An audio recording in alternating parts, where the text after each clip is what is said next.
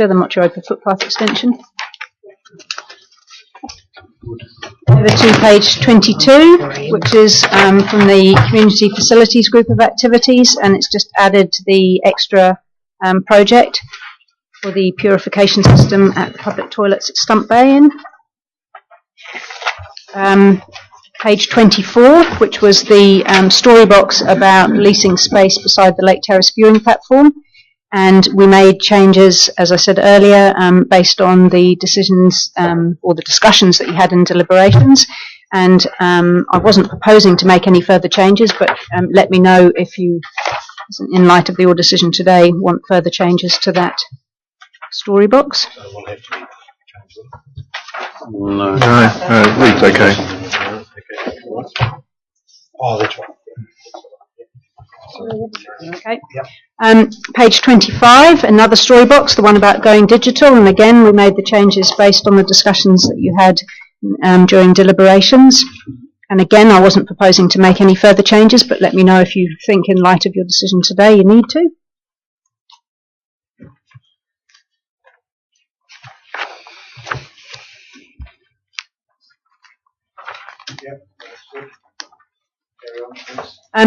Page 26, the only, again, story boxes, but the only change was taking the word draft out. Page 27, which again is the Community Facilities Funding Impact Statement. And then page 28, the schedule of capital expenditure for community facilities, so that puts that new project in. Page 29 was just a mistake that we realised we had in there. We'd called the Broadlands Road Resource Recovery Park something other than its proper name. I can't remember what we called it. Did we call it the landfill or something? But its correct name is the Broadlands Road Resource Recovery Park, so we've just amended that and changed. Sorry. Could I just ask the question how the system works? In the long-term plan for solid waste, it mentions projects over 3 years. I notice there's been some construction out at the landfill last year, this year we're in now.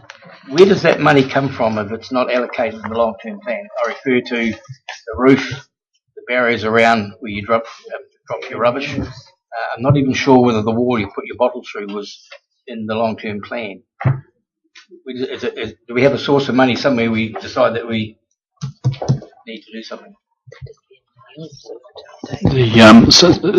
If my memory is correct, and Dennis, maybe correct me if I get this wrong, is that the actual contractor provided a lot of the infrastructure out there around that recycling area.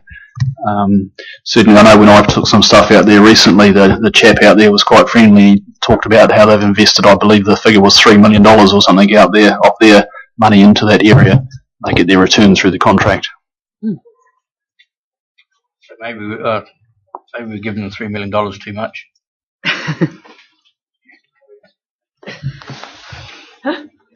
Not for recyclables. Well, there's going to be quite a bit of saving in the month of July reading this paper today. Yeah. Carry on, Steve, thanks. So page 30 and 31, funding impact statements for solid waste and democracy and planning, just really those changes flowing through. Page 32, the story box about the 2 Wharetoa Street car park. And again, this was based on the discussions that you had in the deliberations. And we were proposing a change to this one in light of your discussion today.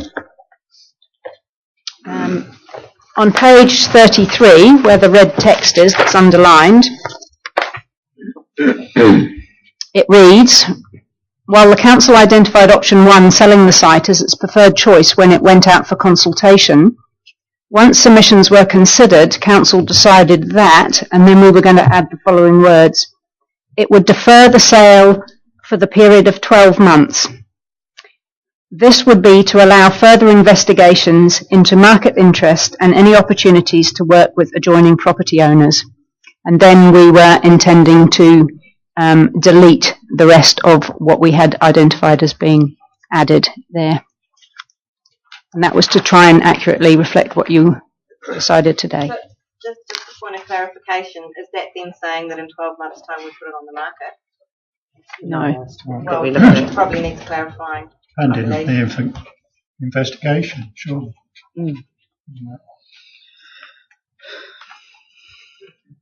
So,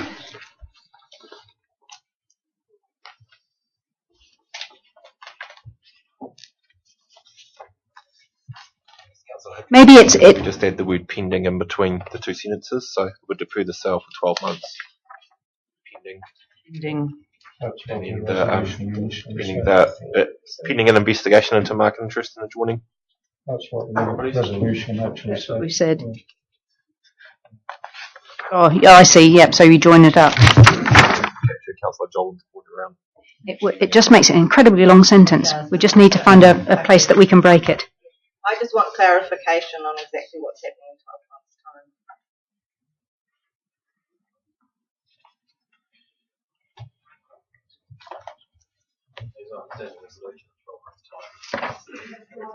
Yeah, get rid of the while, and then have a full stop after consultation. Make another decision. Yeah, so we'll be making another decision in 12 months' time, so we still might not sell it again. But the way it reads now, it sounds like we're putting it on the market in 12 months' time, which is not what the intention of that resolution was, correct? Yeah. So, if we take the word while out at the beginning of that sentence at the top of page 33, it would read, the council identified option 1, selling the site, as its preferred choice when it went out for consultation, full stop. Once submissions were considered, the council decided that, and maybe we changed the terminology we had here, it would defer the sale for the period of 12 months to allow further investigation into market interest and any opportunities to work with adjoining property owners. Still sounds like you're going to sell it. Still sounds like you're going to sell. I think The option of the sale. Yeah, I think it's the defer the sale that's too definitive, isn't it? Yeah. defer the sale, which will be revisited in 12 months' time once further investigation. I mean, I don't think it has to mirror the intention of the resolution, but it needs to be in plain English. Defer the option.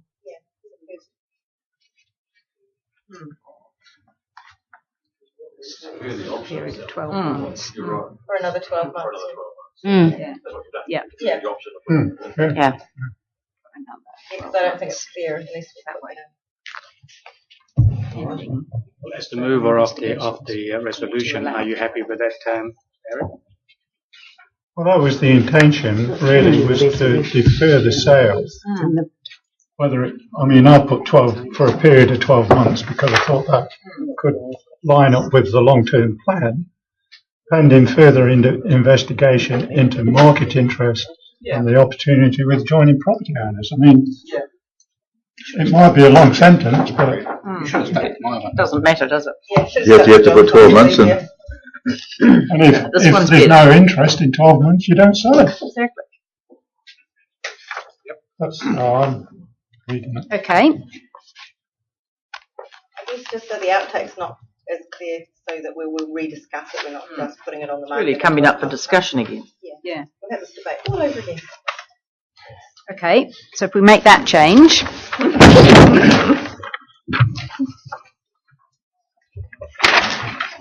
And then page 34 and 35, the amendments to the financial tables, and 36 and 37, 38, 39. Oh, now you're going to get bored.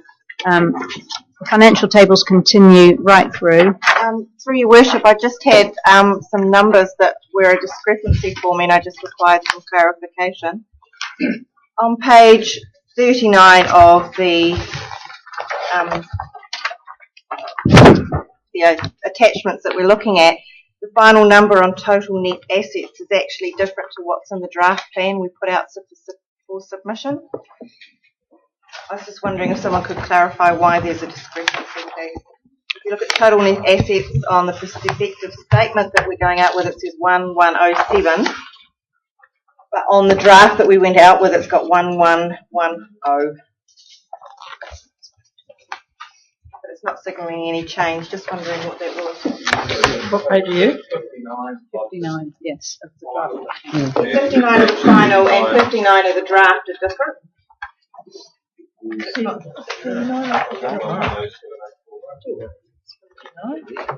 Draft annual plan, it's 110.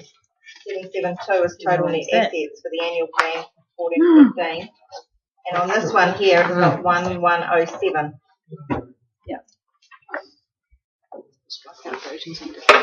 Someone might be This one, the one we actually sent out. It's that figure in the final versus that figure there, Sorry, I think. that's on this one. Okay. So that's the final one, and that's the draft. Yeah. Sort of a cumulative thing, really. Top of the page. Just wanted to clarify what exactly. That's a good question.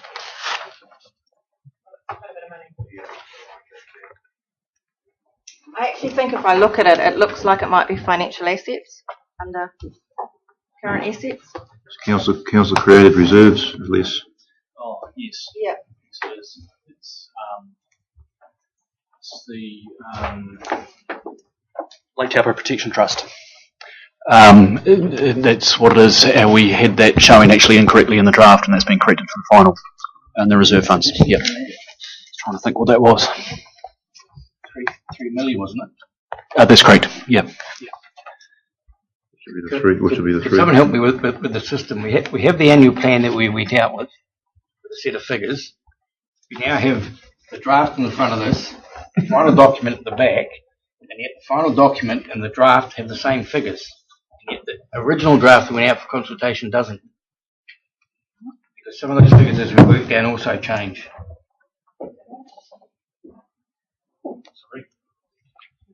Draft we went out with.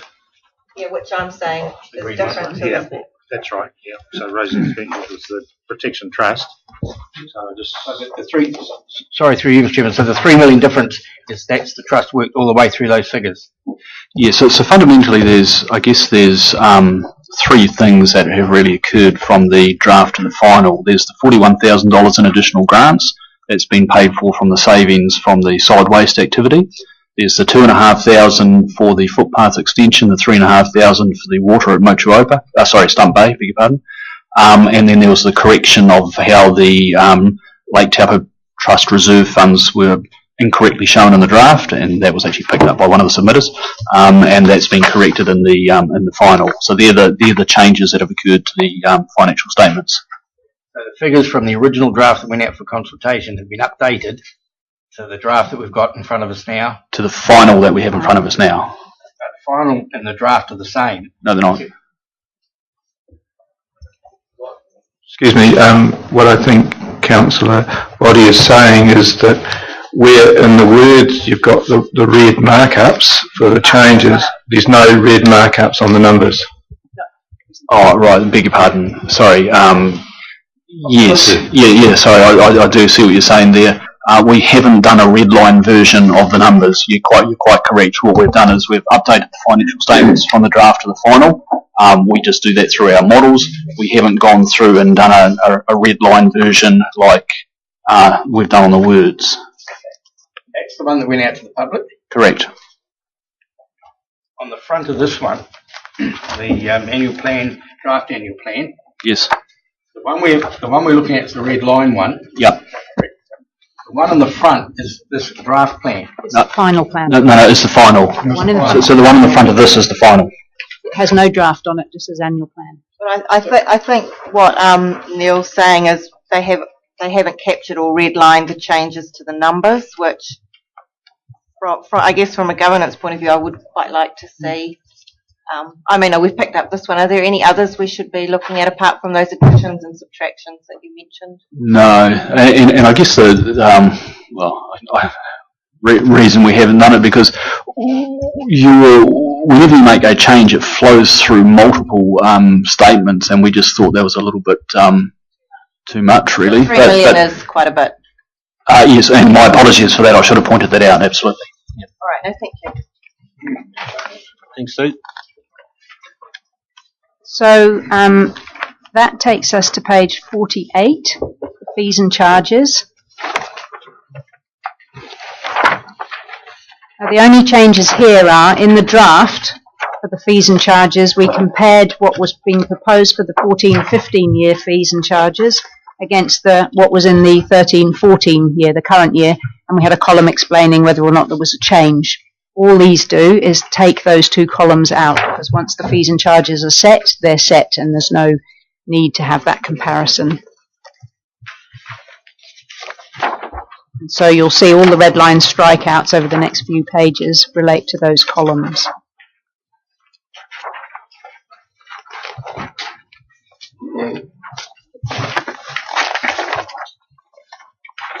And that takes us to page 64, where we had in the draft a submission form. Obviously in the final we don't need a submission form, so that's been taken out. And substituted in its place is a table, which is, some text, which is page 66, the very back of the attachment, which is a summary of the changes that are made from the draft annual plan. And we normally put this in so people can see what changes were actually made through that process. Just a question, do we need to include something there about the Lake Protection Trust? Yes, having just heard that, I thought I probably should put that in. It actually shows somewhere else in some of the things. It actually mentions the trust. Yeah, it was referred to in the submissions too. One of the submitters pointed it out. Okay, thank you, Sue. All right. Any questions or queries of Sue? Or?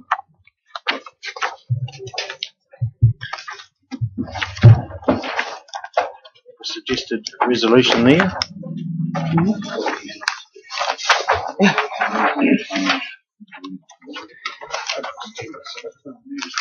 Yeah, that's what I've heard of it. Oh, good, that's one I'll be. 6.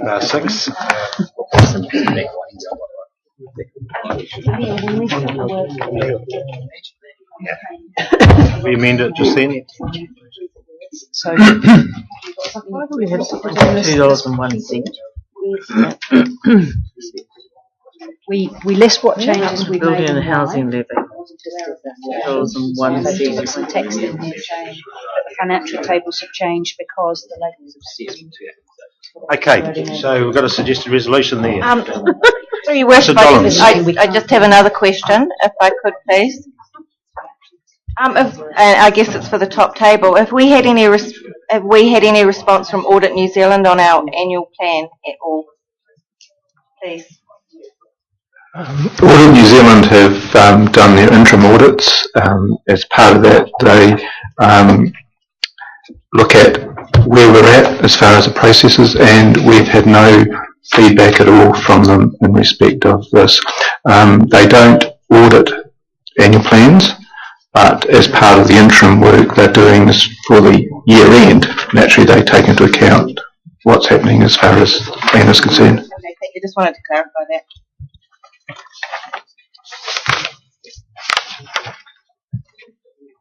Just before we go forward, the wording of the Lake Taupo Protection Trust. It needs to be done here and now. Yeah. So what do we want to say there? Waiting. Okay, we'll just get that wording in a minute. Yeah. And so, just clarify, we'll probably be moving on an amended annual plan once that's done. Yeah. So maybe and do you want to go on to the next ones? Yeah, come back to it. Can't do 11. You need to do. Before you can do your rates. Yeah. Means you can't do your rates one yet, but you can skip to one of the other ones. At the moment. Just seeking clarification on that. If you could work out some wording on that Lake Taupo Protection Trust. Does it need to be amended, sir? And does it have to say amended annual plan? That's correct. We need to do that word amendment. Okay, we'll go to item number 12.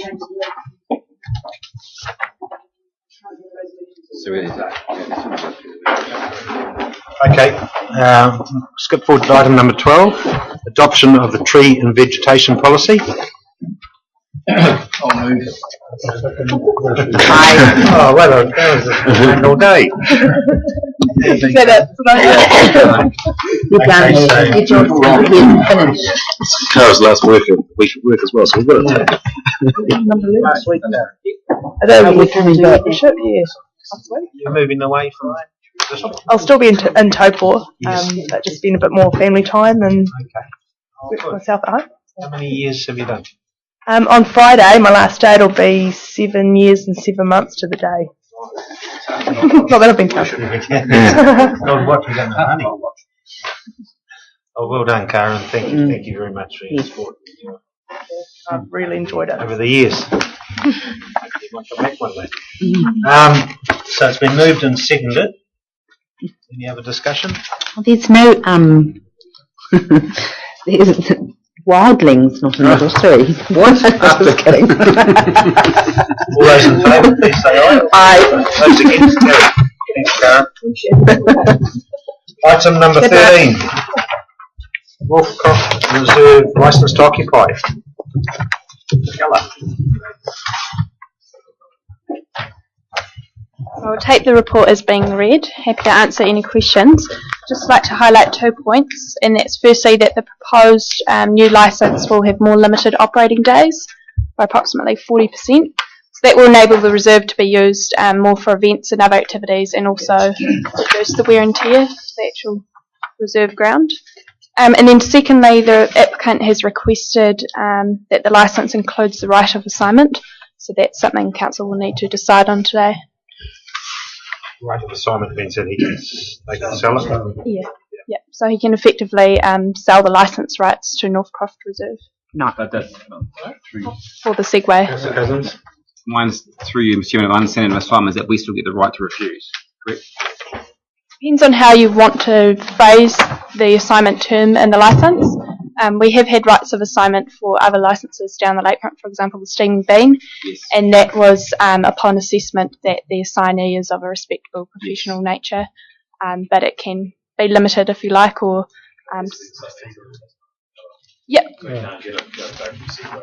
no, absolutely. You're assigning the right to the licence, so you're assigning the right to only operate the segways. It's just that the actual holder of the licence, the name changes. So we still have safeguards in there though, don't we, under a normal lease agreement that we can say yes or no to whoever might take it over. So we can say no to somebody who's of a less than desirable character. Yeah. If you want the right of assignment to Most would just not have Yeah. yeah. Otherwise Makes it really difficult. Yeah. it does make it difficult. To what? No assignment. No. If you have a right, To turn down if he wants to sell it to another business person, for us to turn him down. So what's your suggestion, Ella? Not to have it? that is the normal way of doing things. Yeah, not to have a right of assignment. It is unusual to have a right of assignment. Propose an Councillor amendment to Kwiatkowski. that, which simply adds subject to council vetting and any potential new operator. No, just don't vote. Who else wants to say something? They want to stop this. Councillor Jollins? I just, thank you, Your Worship. I just think if we were to put an addition in that said subject to us vetting, I think it's just simpler to say no assignment and reassess the new vendor. Absolutely, that's an option. It depends on whether it makes a difference to the value of his business. Can I just, previous councillors has instructed Just quickly before. previous councillors council has always put in a right of assignment to allow exactly that, to allow the business to be unsold. And so that was key. That was a key philosophy with a lot of these commercial licenses. Okay, so it's okay for right of assignment.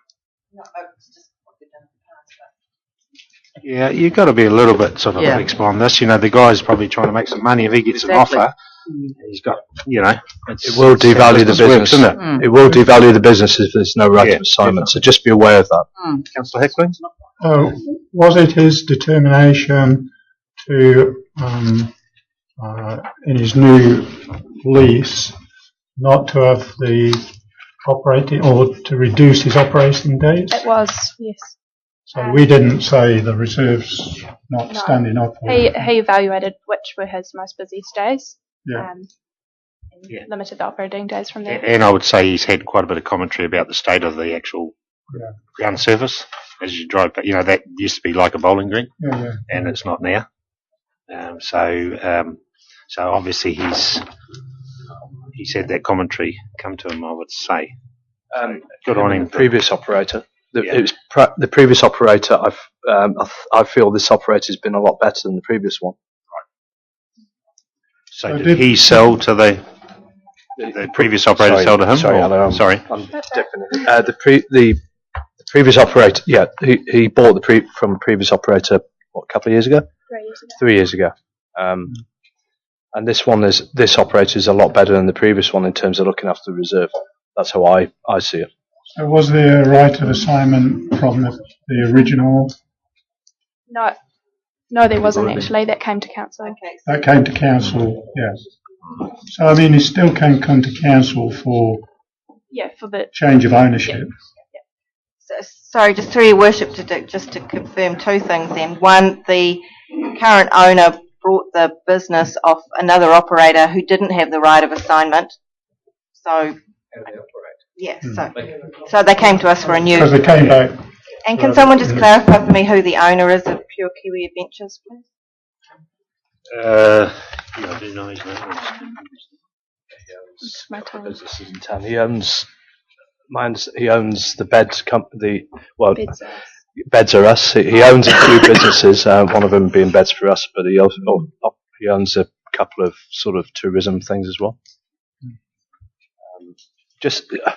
Sorry, I jumped in there because I was sort of earwigging at the back, but with things like the coffee cart, that was, there was quite clear instruction there to have that right of assignment, and that was to enable those businesses to on-sell, to have a value in that business, and that was very much a direction from the previous council about encouraging business and keeping longevity of business.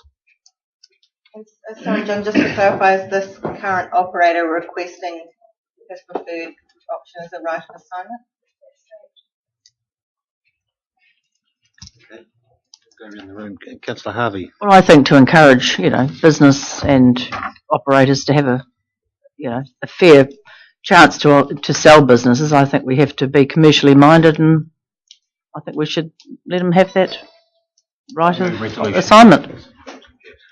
Right of assignment, but they've still got to be approved. Come to us. Absolutely. It still has to come to us. Still has to come to us to approve that assignment. So again, coffee cart, exactly that's what happened. So a proposal was put to officers. That was brought to council prior to any assignments. So there was a little bit of vetting, but it's not for us to vet whether or not that business is the right or wrong one. But there's a little bit of that went on.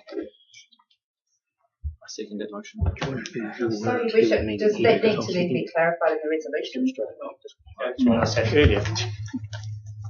We're going around in circles. At the moment, it does not state that it has to come back to council. All you're doing is giving him the right of assignment, which I agree with. But it does not state that that it has to come back for council for approval to the new owner. And you could be getting some sort of a shoddy operator coming in without you having any say. But then to talk to my point, why would you give a right of assignment if he has to come back here for approval anyway?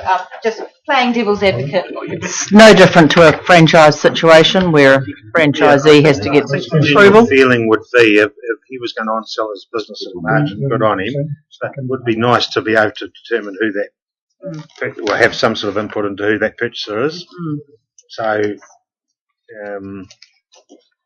well, I guess it does that though, doesn't it? Because the assignment gives certainty that whoever it is going to get the same terms, the same lease cost, the same terms, all that stuff. Yeah. And all you're doing is looking at who the person is and it's a review of that. Yeah, so that's not someone undesirable. So I think that can be put into that. and how many years is it? Sorry again? 3 years. So they have to get a lease. A license. License. So you'd have to approve the license. The licence is getting approved for 3 years now. With the right of assignment subject to council approval. How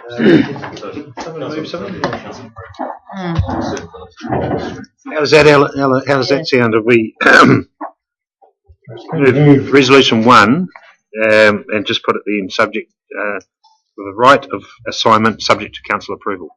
That's fine. I guess you could even go a step further if you actually did want that right of assignment and give the ability to officers to assess the proposed new licence holders and to assign that over, because then it really is a true right of assignment rather than a new decision.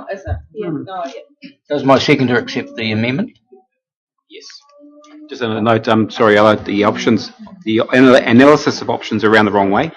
You got option 1 and option 2, and they actually counter to what the options are.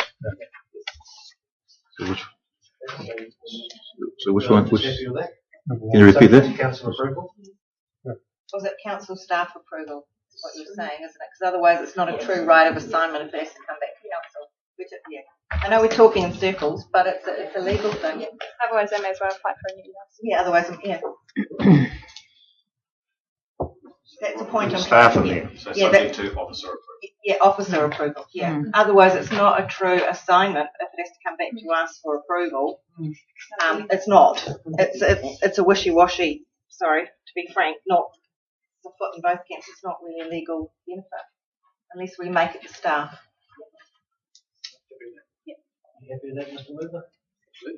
Mr. Shaker? Could you repeat that, please, amendment? Subject to officer approval.